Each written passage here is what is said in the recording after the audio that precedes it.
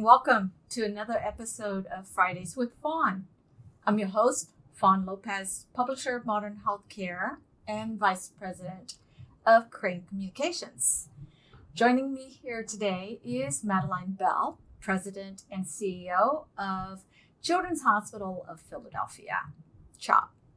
Madeline, it's such an honor and a personal pleasure to have you as my guest on this episode of Fridays with Fawn. I've known you for a long time and have been an admirer of your work, of you as a leader and as a person. So thank you for joining us and welcome. Thank you. I'm thrilled to be here with you. Thank you. So let's get started. You began your career as a pediatric nurse before moving into hospital administration. How have those early clinical experiences helped to shape your decision-making throughout your career in healthcare? Well, I think first it helps me to keep the patient at the center of every decision I make, at the center of our strategy. So I think that's one area. Another area is it really gives me empathy for those on the front lines. And I can understand what they're thinking and feeling and their jargon. And I think that's incredibly helpful. Last night, I spent a couple of hours in our emergency department. It's been incredibly busy. And, I go right back into sort of my early clinical days when I'm in that environment. And it's also quite fulfilling for me. That's great. So your many accomplishments at CHOP include developing the hospital's diversity council and expanding both its care network and home care specialties. What are you personally most proud of? I would say that earlier in my career was when I was the chief operating officer here at Children's Hospital. I started our journey to reduce events of harm. And while that doesn't sound sort of really great, fun headline stuff, it's it's sort of the initiative and the journey that sort of got us to a place where we're reducing harm to patients. And I would say most recently, really in the last few years, in a different role as CEO, I'm really proud of building a much more diverse executive team. I have hired 13 executives of color in the last 5 years, and have really changed the conversation around the table. And I'm incredibly proud of the team I've built. And thank you for your commitment to diversity and inclusion. And it's great to hear that you've built, such an amazing group of folks that represent diversity in such a big way. Am I correct that almost 80% of your workforce is female? And how do you feel that, the diversity that you have built and have advanced at CHOP, how has that benefit your organization and the community that you serve? Well, I think it's great to have a workforce that's 80% women. And that, healthcare is dominated by women largely, but unfortunately, they're not represented in the same way at the C-suite level, or certainly at the CEO level. So in a couple of hours, I'm actually going to a meeting in Philadelphia with other healthcare CEOs. And I am reflecting on the fact that I'm the only woman that will be there. And so I really have to double down on helping these women who are in my organization to become the future leaders. And, Fawn, one of the things I'm really worried about right now is with the pandemic, we're seeing such a flight of women from the workplace and, taking time off out of their careers to focus more on childcare.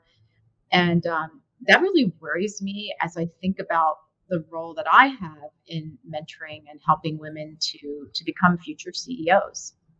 So how do we, and that is a concern of mine and of other leaders in healthcare that I've been able to talk with over the last several months. How do we address that problem? Yeah, I think some of it's a societal problem. There are not enough childcare workers, and that is incredibly worrisome. I think partnering with YMCA's or other childcare organizations to help them build their capability might be one area. We certainly did that here during the pandemic, but also to think about how you know we as employers can offer much more flexibility to women to like what can you do, how can we work within your schedule, and also to make sure that we have parental leave for fathers too, and to make sure that our employees, we sort of model the right behavior and saying that it's not just women who are the child care providers in the home environment, but it is worrisome. And I think until we have a larger uh, solution nationally, those of us that employ a lot of women, especially those in childbearing ages, I think are really going to be threatened to have not just workforce at the bedside, but more importantly, future leaders.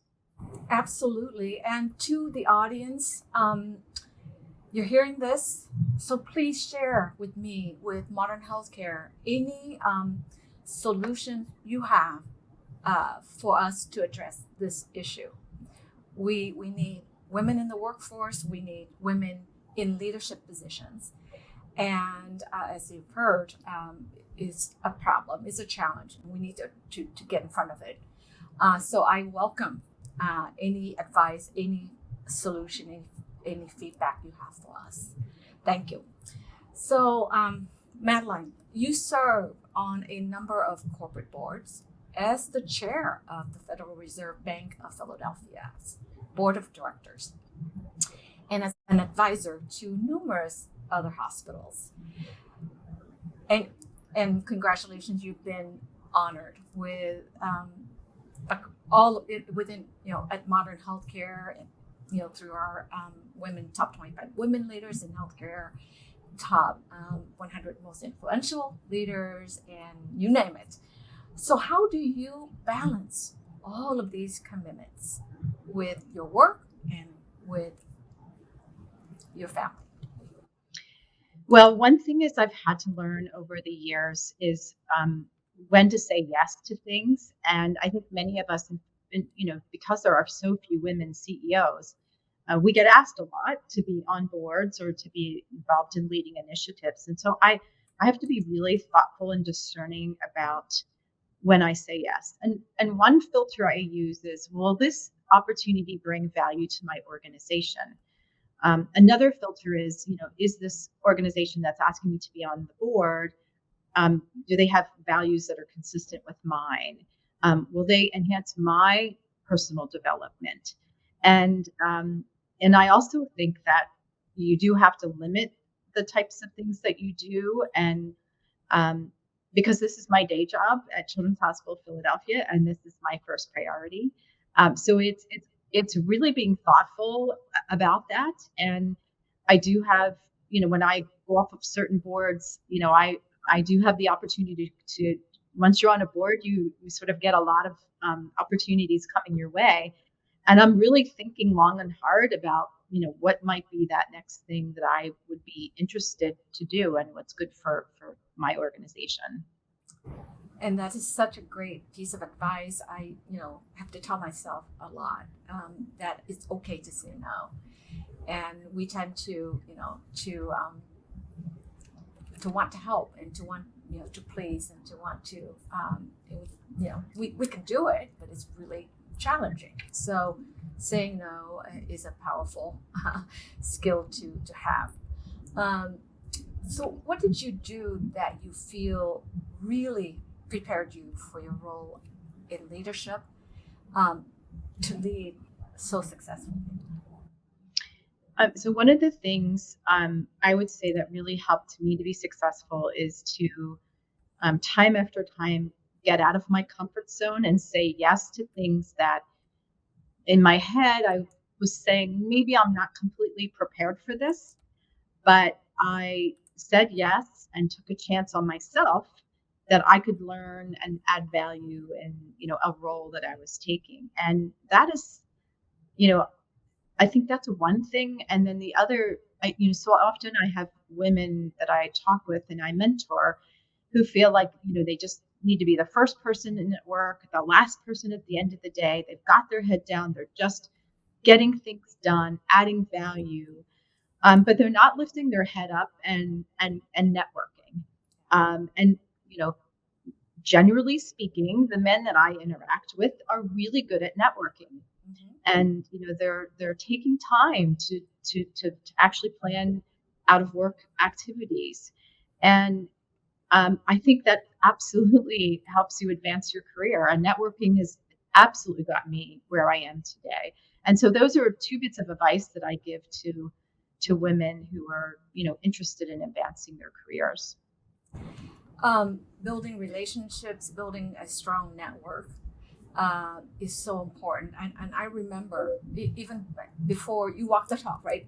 You walk the talk, because even before we got to know each other well, you would take the time to reach out to me every now and then, just to offer some thoughts, some feedback, compliment.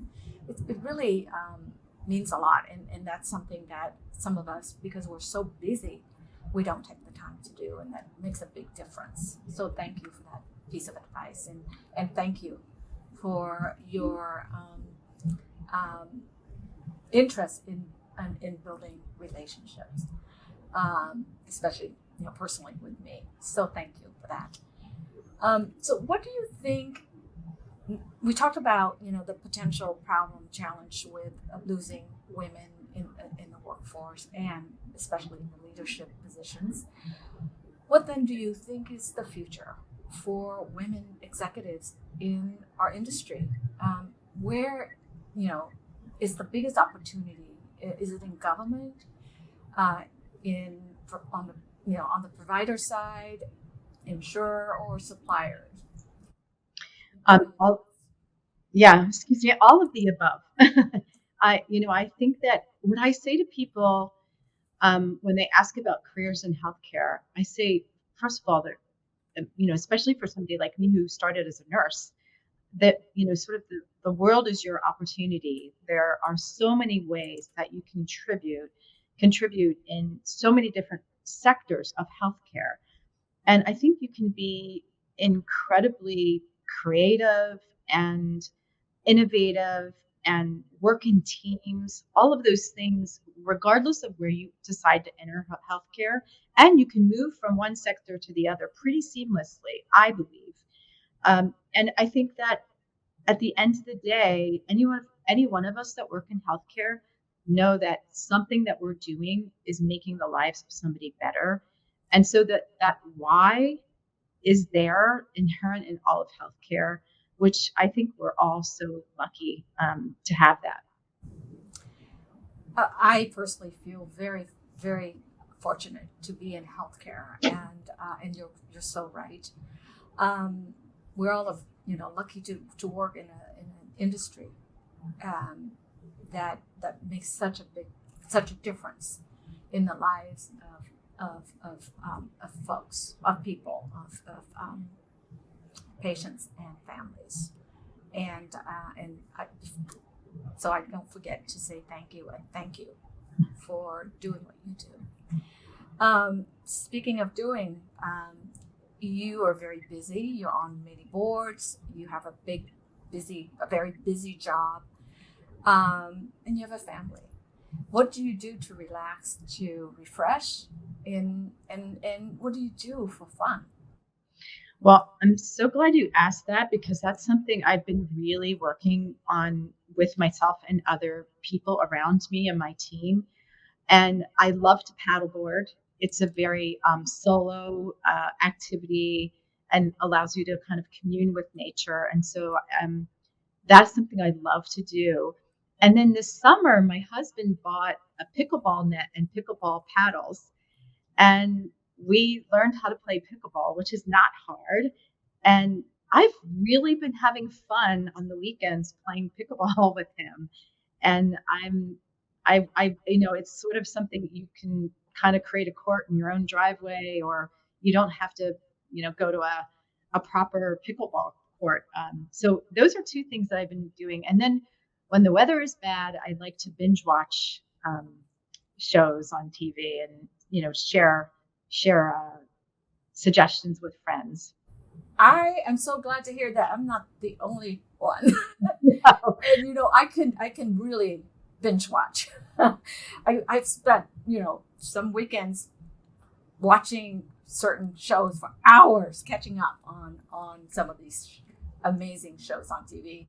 Do you have any closing comments or advice for women, whether women who are kind of contemplating on getting into healthcare or especially stepping into leadership roles? Yeah, I would say to women, first of all, as I said, healthcare is a wonderful field to be in and it allows you so many opportunities. And I would also say that don't limit yourself.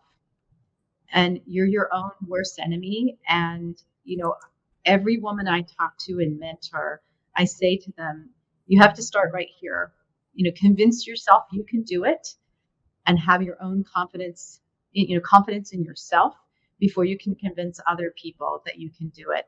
And that takes some discipline, and really you have to be mindful of that. And I would say also build your network of other women. And when you get to a place like a CEO, your job is to help at least 5 other women get to that place. And that's what I try to do. And I think I really appreciate you're doing this, Fawn, because it's just a platform for me to talk to women who may be aspiring to be a hospital CEO or a healthcare CEO. To know I started as a staff nurse. Never did I think I could do this. So don't limit yourself. Hear that, audience? You can do it. Don't limit yourself. So, thank you for your inspirational words. It has been such an absolute pleasure talking with you, Madeline, and I can't thank you enough for taking the time out of your very busy schedule to be with us. And thank you, as I mentioned before, for all that you do to for patients and families and for our community of women.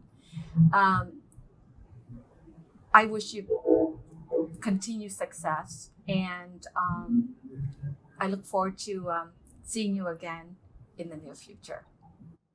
Yeah, me too. And let me just say how much I appreciate you and modern healthcare highlighting the issues that all of us in healthcare, and especially the leaders, need to pay attention to. So that is much appreciated as well. So thanks for having me today. Thank you. And thank you to everyone for watching. As always, I look forward to seeing you again on the next episode of Fridays with Fawn. Thank you.